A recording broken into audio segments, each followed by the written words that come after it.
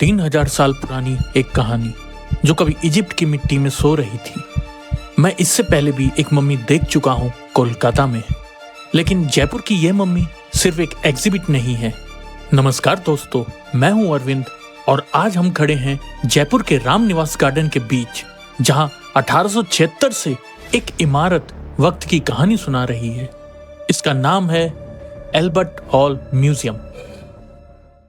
जयपुर के इस हिस्टोरिकल इमारत तक पहुंचने के बाद सबसे पहला स्टेप था एंट्री टिकट लेना। यहाँ पर पर्सन टिकट लगता है 100 रुपए, लेकिन अगर आपके पास वैलिड स्टूडेंट आईडी कार्ड है तो ये एंट्री सिर्फ 52 रुपए में मिल जाती है। मतलब आप आईडी कार्ड दिखाओ और आपके पैसे आधे।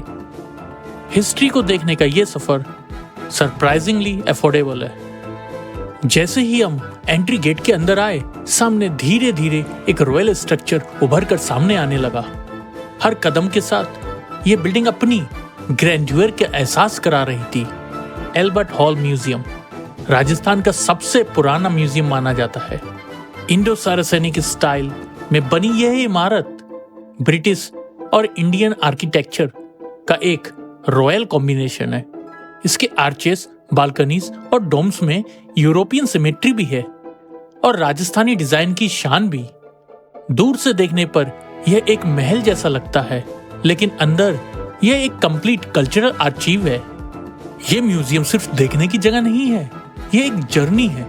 एक जर्नी राजस्थान की परंपराओं से लेकर इजिप्ट की प्राचीन सिविलाइजेशन तक।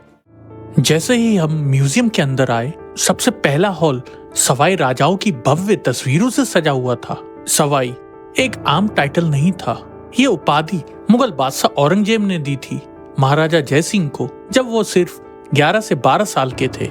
सवाई का अर्थ होता है एक से बढ़कर या एक से सवा गुना ज्यादा। तब से जयपुर के शासक अपने नाम के साथ सवाई जोड़ते रहे। अब हम आगे बढ़े और हमारी नजर इन शाही कारपेट्स पर पड़ी। ये कारपेट्स मुगल, पर्शियन और इंडियन डिजाइन का एक खूबसूरत मेल थे।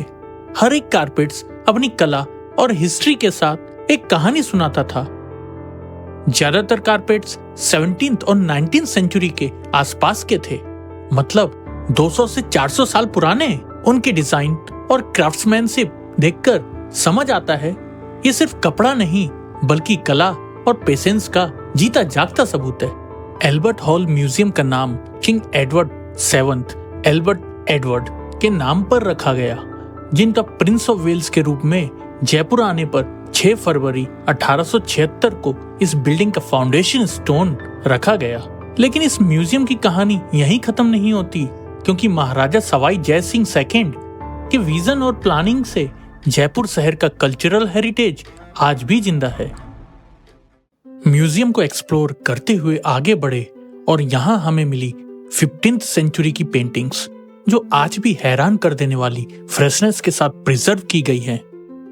रंग, डिटेलिंग और एक्सप्रेशंस देखकर लगता है जैसे वक्त यहाँ रुक सा गया हो। यहीं पर हमने देखी abduction of the white horse painting, जिसमें एक्शन और मूवमेंट को इतनी खूबसूरती से दिखाया गया है कि हर कैरेक्टर कैनवास पर जिंदा सा महसूस होता है। राजा के समय के जो आर्टिस्ट हुआ करते थे, पेंटर हुआ करते थे, वो इस तरीके की चीजें बनाया करते थे। तो उनका नाम ये यहाँ पे लिखा हुआ है 1590 एडी में बनाया गया है ये, समझे। बसावन और दनाव जो ओरिजिनल पेंटर थे उन्होंने ये बनाया है। 1590 में बना, फिर इसको कॉपी भी करा गया मॉडर्न कॉपीज से। साथ ही महाभारत की प्रसिद्ध द्रौपदी चीरहरण दृश्य भी यहाँ दर्शाया गया है, जहाँ भावनाएं, मर्यादा और इतिहास एक फ्रेम में समाये हुए हैं। ये पेंटिंग्स सिर्फ कला नहीं, ये भारत की कहानियों का विजुअल आर्चीव है। गैलरी में आगे बढ़ते हुए हमारी नजर पड़ी एक शांत और आध्यात्मिक प्रतिमा पर। यह थी नेपाल की भूमि स्पर्श मुद्रा में बैठी भगवान बुद्ध की प्रतिमा। इस प्रतिमा के चेहरे पर शांति और शीलता का जो एहसास है वो पूरे हॉल को एक अलग ही ऑरा दे रहा था। और फिर हमारी नजर पड़ी एक भव्य जापानीज वास पर, सत्सुमा आर्ट का एक शानदार उदाहरण। इसकी डिटेलिंग, गोल्डन हाइलाइट्स और इंट्रिकेट पैटर्न्स बताते हैं कि कला की कोई सीमा नहीं होती, चाहे वो नेपाल हो, जापान हो या राजस्थान।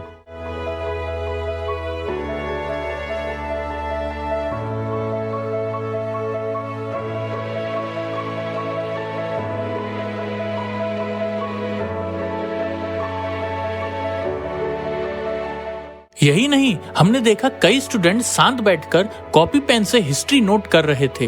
ये सिर्फ एक म्यूजियम विजिट नहीं था, ये उनके लिए एक लाइव क्लासरूम था, जहां किताबों की कहानियां आज उनके सामने हकीकत बनकर खड़ी थीं। कब समझ आता है, ये म्यूजियम सिर्फ देखने की जगह नहीं होती, ये एक जिंदा किताब है जिसे हर जनरेशन अपने तरीके से पढ़ रही होती है। यहाँ द्वार पर लगी तस्वीरें और शीशे के अंदर रखे आर्टिफैक्ट्स सिर्फ ऑब्जेक्ट नहीं बल्कि समय के गवाह होते हैं।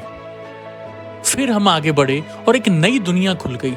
यहाँ मिले टेम्पल डोर जम के प्राचीन टुकड़े, मातृका पैनल, कार्तिकेय की प्रतिमा, वीणाधर शिव, विष्णु, बुद्धा और जैन तीर्थंकरों की मूर्तियां। हर स्कल्पचर टूट चुका था, लेकिन उसकी बनावट, उसकी डिटेलिंग आज भी अपनी कहानी साफ सुना रही थी।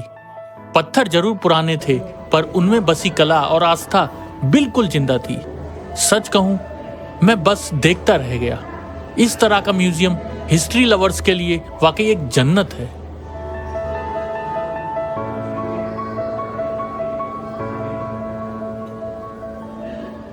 अब हम म्यूजियम के एक और हिस्से में पहुंचे, आर्म्स एंड आर्मरी गैलरी। यहाँ रखे थे मीडिएवल और मॉडर्न पीरियड के हथियार, तलवारें, भाला, ढाल, लाहौर से लेकर हैदराबाद तक के शस्त्रों का संग्रह।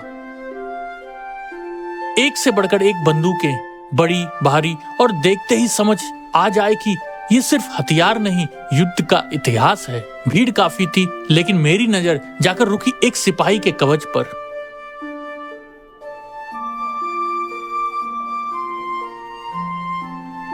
Full iron helmet, chain mail armour, arms guards के साथ पूरा योद्धा रूप। वो मूर्ति जैसे सिर्फ एक डिस्प्ले नहीं थी, बल्कि किसी बैटलफील्ड से सीधा यहाँ आ खड़ी हुई थी।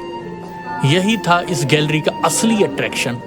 यहाँ देखने और समझने के लिए इतना कुछ था कि हर एक गैलरी अपने आप में एक अलग दुनिया लग रही थी। लेकिन हमारा Jaipur in one day tour था, इसलिए वक्त कम था और कहानियां बहुत ज्यादा। हमने हर चीज को महसूस किया, लेकिन रुकने का वक्त नहीं था। और फिर हम बढ़ते गए म्यूजियम के सबसे खास हिस्से की तरफ। फिर हम सीढ़ियां चढ़ते हुए पहुंच गए फर्स्ट फ्लोर पर, और सबसे पहले मेरी नजर पड़ी एक भव्य पोर्ट्रेट पर, क्वीन विक्टोरिया का। उनका वो शांत लेकिन पावरफुल एक्सप्रेशन जैसे ब्रिटिश एरा की पूरी कहानी बयां कर रहा हो। काफी फॉरेनर टूरिस्ट इस गैलरी को बड़े ध्यान से देख रहे थे। फिर जब मैंने बालकनी से नीचे देखा तो पूरा सेंट्रल हॉल एक रॉयल फ्रेम की तरह नजर आ रहा था। अब हम आगे बढ़े और गैलरी एक बार फिर अपना रंग बदल चुकी थी। यहाँ दिखी माँ काली की प्रतिमा, शक्ति और भक्ति का प्रतीक। एक सुंदर जगन्नाथ टेम्पल का मॉडल जो आर्किटेक्चर और आस्था का एक साथ दर्शन करा रहा था। महाराजा माधव सिंह सेकंड का सैनोटेफ का मिनिएचर मॉडल, इतनी डिटेलिंग कि हर छोटी कार्विंग तक साफ नजर आ रही थी। साथ ही राजस्थानी पारंपरिक पोशाक, रंग, कपड़े और कारीगरी का एक जीता जागता एग्जाम्पल। ये सिर्फ मूर्तियां या मॉडल्स नहीं थे, ये राजस्थान की पहचान का हिस्सा थे। लेकिन अब वक्त आ चुका था जिसका मैं सबसे ज्यादा इंतजार कर रहा था। हाँ, हम पहुंच चुके थे उस सेक्शन में जहां इजिप्शियन स्कल्पचर्स ने हमें अपनी कहानी सुनानी शुरू की। छोटी छोटी ब्रॉन्ज की मूर्तियां, आइसिस, हॉरस और भी कई देवताओं का प्रतिमाएं। हर एक स्कल्पचर अपने आप में एक इतिहास और मिस्ट्री का हिस्सा था। फिर हम धीरे धीरे मम्मी के डिस्प्ले के बिल्कुल पास आ गए। यही था वो मोमेंट जहां हिस्ट्री, मिस्ट्री और फैसिनेशन एक साथ सामने आ गई। मैं सच में बहुत एक्साइटेड हो गया था। जैसे ही मेरी नजर इस मम्मी पर पड़ी, बस मन कर रहा था कि मैं उसे और करीब से देखूं। एल्बर्ट हॉल म्यूजियम की सबसे ज्यादा देखी जाने वाली आइटम है। इसकी हिस्ट्री भी काफी फैसिनेटिंग है। ये प्राचीन इजिप्ट की है और हजारों साल पुरानी सभ्यता का एक जीता जागता सबूत है।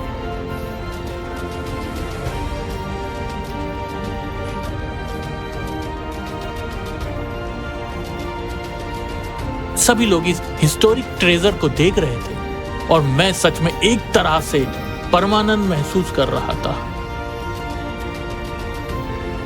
फिर मैंने जल्दी से मम्मी के साथ फोटो खिंचवाई ताकि ये यादगार पल हमेशा याद रहे। 2011 में इस मम्मी का एक्सरे भी किया गया है और पता चला कि ये बिल्कुल वैसी ही सेफ है जैसे पहले थी, बिना किसी डैमेज के। लेकिन आप सोच रहे होंगे कैसे कोई मानव शरीर हजारों सालों तक इतने सेफ प्रिजर्व रह सकता है? आखिर ऐसा क्या प्रोसेस था जो समय को भी मात दे सके? तो आइए मैं आपको बताता हूं ममीफिकेशन क्या होती थी और प्राचीन इजिप्ट में लोग मम्मी क्यों बनाते थे। उनका मानना था कि मृत्यु के बाद भी जीवन जारी रहता है, इसलिए शरीर को सुरक्षित रखना जरूरी था ताकि आत्मा उसे पहचान सके। और इसी विश्वास ने जन्म दिया एक ऐसी प्रिजर्वेशन प्रोसेस को जिसे दुनिया आज ममीफिकेशन के नाम से जानती है। सबसे पहले शरीर को नील नदी के पानी से धोया जाता है। यह सिर्फ सफाई नहीं थी, यह एक पवित्र क्रिया थी जो आत्मा के अगले सफर की शुरुआत मानी जाती थी। इसके बाद सबसे हैरान कर देने वाला स्टेप आता है। दिमाग को नाक के रास्ते एक पतली आयरन रॉड से निकाला जाता है। इजिप्ट के लोग मानते थे कि दिमाग का कोई खास महत्व नहीं, उनका विश्वास था कि सोच और भावनाएं दिल में होती हैं। इस प्रक्रिया में भी कई मतभेद हैं। कई लोगों का मानना है नाक से ब्रेन को निकाला जाता है, कई लोगों का मानना है क्रेनियम जो कपाल की हड्डी होती है वहां से रॉड डाली जाती है और ब्रेन को लिक्विफाई करा जाता है। फिर इस प्रक्रिया से नाक के जरिए निकाला जाता है। फिर पेट के हिस्से को काटकर लीवर, लंग्स, स्टोमैक और इंटेस्टाइन्स निकाले जाते हैं। इन ऑर्गन्स को अलग अलग से प्रिजर्व करके कैनोपिक जार्स में रखा जाता है, लेकिन दिल को शरीर के अंदर ही छोड़ दिया जाता है क्योंकि उनके हिसाब से वही इंसान की पहचान है। अब बॉडी को नेट्रॉन नाम के एक नेचुरल सॉल्ट से ढक दिया जाता है। यह प्रोसेस लगभग 35 से 70 दिन तक चलती है। नेट्रॉन शरीर की सारी मॉइस्चर को एब्जॉर्ब कर लेता था और बॉडी को सड़ने से बचाता था। जब शरीर पूरी तरह ड्राई हो जाता था तब शुरू होता था रैपिंग का प्रोसेस। बॉडी को 100 मीटर लंबी लिनेन कपड़े की पट्टियों से लपेटा जाता था। हर लेयर के बीच अमुलेट्स और सैक्रेड मंत्र रखे जाते थे ताकि आत्मा सुरक्षित रहे। आखिर में मम्मी को एक सजाए हुए कॉफिन जिसे सार्कोफागस कहा जाता है में रखा जाता था। कई बार चेहरे पर मास्क भी लगाया जाता था ताकि आत्मा अपने शरीर को पहचान सके और इस तरह एक आम मानव शरीर बन जाता था हजारों साल तक जीवित रहने वाला इतिहास। अब जब आप इस मम्मी को देखते हैं तो सिर्फ एक प्रिजर्व बॉडी नहीं देखते बल्कि हजारों साल पुरानी एक पूरी सभ्यता को महसूस कर रहे होते हैं। ये म्यूजियम सच कहूं तो मेरे लिए बहुत खास था। जैसे जैसे हम आगे बढ़ते रहे विभिन्न प्रकार के पुराने म्यूजिकल इंस्ट्रूमेंट्स देखने को मिल रहे थे। ये वही साज था जो कभी राजा महाराजाओं के दरबार में गूंजता होगा। हर एक इंस्ट्रूमेंट अपने साथ एक पुरानी धुन और एक भूली हुई कहानी लेकर खड़ा था। इन्हें देखकर दिल सच में गदगद हो जाता है।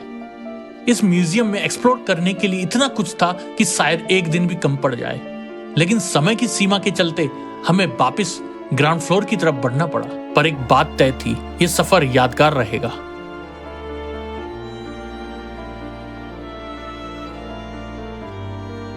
फिर हम वापस म्यूजियम के सेंटर कॉरिडोर हॉल में आ गए। ये हिस्सा पूरी तरह ओपन था और यहाँ इस बिल्डिंग की असली शान समझ आती थी। ऊपर तक उड़ती हुई आर्चेस, सफेद संगमरमर जैसी चमक और हर कोने में डिटेल्ड कार्विंग। आर्किटेक्चर इतना सुंदर लग रहा था कि हर कोई बस रुक कर इस व्यू को एंजॉय कर रहा था।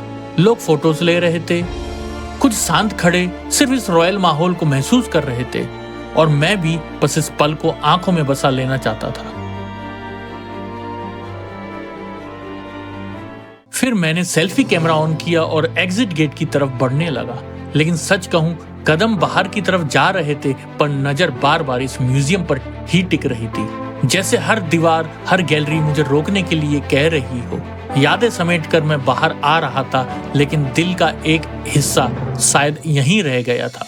एल्बर्ट हॉल म्यूजियम सिर्फ एक म्यूजियम नहीं, ये एक एक्सपीरियंस है जो आपके साथ बाहर तक चलता है। तो दोस्तों, ये था जयपुर का आइकॉनिक एल्बर्ट हॉल म्यूजियम, एक ऐसी जगह जहां राजस्थान की परंपरा, ब्रिटिश एरा की आर्किटेक्चर और इजिप्ट की मिस्टीरियस ममी सब एक साथ ही छत के नीचे मिल जाते हैं। यहाँ हर गैलरी एक कहानी है, हर स्कल्पचर एक याद है और हर कदम आपको इतिहास के और करीब ले जाता है। अगर आप हिस्ट्री लवर हैं तो ये जगह आपके लिए किसी जन्नत से कम नहीं है। और ये तो सिर्फ शुरुआत है। अगले वीडियो में हम एक्सप्लोर करेंगे जयपुर इन वन डे। तो वीडियो पसंद आए तो लाइक जरूर करें, चैनल को सब्सक्राइब करें और बेल आइकन दबाना मत भूलिए। मिलते हैं अगले सफर में। जय हिंद।